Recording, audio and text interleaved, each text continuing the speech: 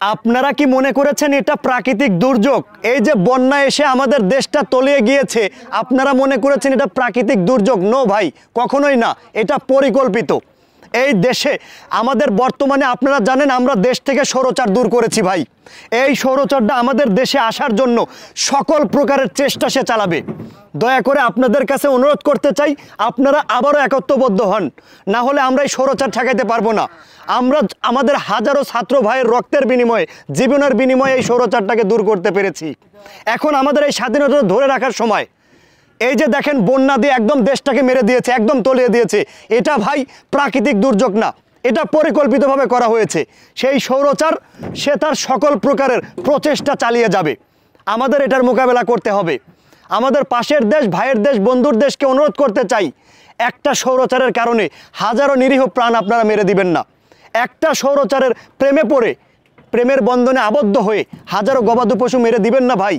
আজকে যদি আপনার দেশের উপরে এত বড় দুর্যোগ আসতো, আপনি কি মেনে নিতে পারতেন? আপনি একটাবার জাস্ট ভেবে দেখেন, আপনার দেশের গবাদি পশুগুলো ভেসে যাচ্ছে, মারা যাচ্ছে, শিশুগুলো পানির উপরে ভাসিয়ে রাখা হচ্ছে জাস্ট নিঃশ্বাসটুকুন নেওয়ার জন্য। আপনার কেমন লাগবে আপনি একটাবার ভেবে দেখুন ভাই। আপনারাও তো মানুষ, এই দুনিয়া তো সারা জীবন থাকবে না, এক সময় না এক সময় ধ্বংস হয়ে যাবে।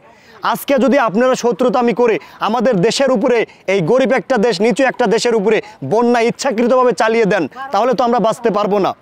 আমাদের দেশের মানবতার ফেরিওয়ালারা তারা বিভিন্ন সময় মানুষের পাশে গিয়ে দাঁড়িয়েছে। বন্যা আসলে বিকাশ নাম্বার, নগদ নাম্বার দিয়ে দিয়ে মানুষের কাছ থেকে টাকা উঠিয়ে, চাঁদা উঠিয়ে তারা কিন্তু মানুষকে সাহায্য করেছে।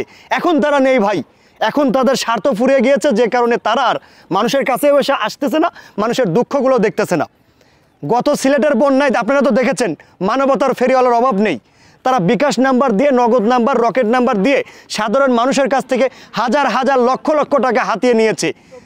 জানি না মানুষকে কতটুকু সাহায্য করেছে। এই মুহূর্তে এসে তাদের কোনো ভূমিকা দেখছি না।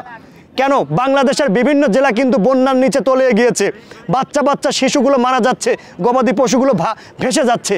এখন তাদের ভূমিকা কোথায়? ও বুঝি এখন তাদের স্বার্থ ফুরিয়ে গিয়েছে। একটাবার নিজের ব্যক্তিগত অর্থ দিয়ে মানুষকে সাহায্য করে দেখেন। সারা জীবন তো মানুষের কাছ থেকে সাহায্য তুলে মানুষকে সাহায্য করছেন। একটাবার নিজের বাবার বা নিজের উপার্জিত অর্থ দিয়ে মানুষকে সাহায্য করে দেখেন কেমন লাগে। এই দেশে কিন্তু ধনী লোকের অভাব নেই। এই বাংলাদেশে পর্যাপ্ত পরিমাণে ধনী ব্যক্তি রয়েছে, পর্যাপ্ত পরিমাণে টাকা পয়সাওয়ালা মানুষ রয়েছে, কিন্তু তারা গরিব দুঃখী মানুষের পাশে গিয়ে দাঁড়ায় না ভাই। এই বন্যার সময় তারা স্পিড বোট, তারা বিভিন্ন বোটের ভাড়া বাড়াইয়া দিছে। একটাবার চিন্তা করে দেখেন, যে সময় মানুষ খাবার পাচ্ছে না, মানুষের কর্মস্থান ডুবে গিয়েছে, কাজ করে খেতে পারতেছে না, সেই মুহূর্তে এসে নৌকা ভাড়ার দাম বাড়াইয়া দিছে তারা। তাহলে চিন্তা করে দেখেন মানুষ কতটা সুযোগ সন্ধানী, তারা সুযোগে ভাত বেড়ে নিছে। আমি দেশের যারা ঊর্ধ্বতম কর্মকর্তা তাদের প্রতি দৃষ্টি আকর্ষণ করতে চাই, দয়া করে আপনারা একটু ওই সমস্ত মানুষের পাশে গিয়ে দাঁড়ান যারা এই মুহূর্তে বন্যার পানির নিচে রয়েছে, যাদের বাচ্চাদেরকে শুধুমাত্র বাঁচানোর জন্য পাতিলের উপরে তুলে ভাসিয়ে দিয়েছে। আপনাদের কাছে রিকোয়েস্ট করতে চাই, এই দেশে মানবতার ফেরিওয়ালা বলতে কিছু নেই। এই দেশে শুধুমাত্র মানবতার বিকাশওয়ালা আছে, রকেটওয়ালা আছে। এই মুহূর্তে কিন্তু তাদের ভূমিকা নাই, কারণ তারা জানে এই মুহূর্তে তারা সেরকম তাদের স্বার্থটা হাসিল করতে পারবে না।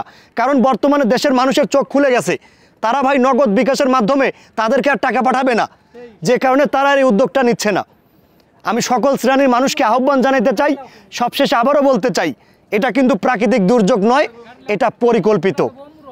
আমাদের এই মুহূর্তে মোকাবেলা করতে হবে। আমরা স্বাধীন করেছি দেশটা, স্বাধীনতা ধরে রাখতে হবে।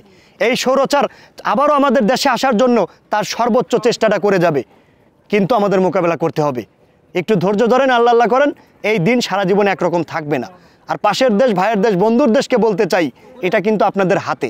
চাইলেই আপনারা বন্ধ করে দিতে পারেন, চাইলেই সেই সমস্ত বাঁধগুলো নিয়ন্ত্রণ করতে পারেন, পানির নিয়ন্ত্রণ করতে পারেন, কিন্তু আপনারা তা না করে পর্যায়ক্রমে গেটগুলো আরও খুলে দিচ্ছেন যাতে করে এই নিচু দেশটা আরও তলিয়ে যায়।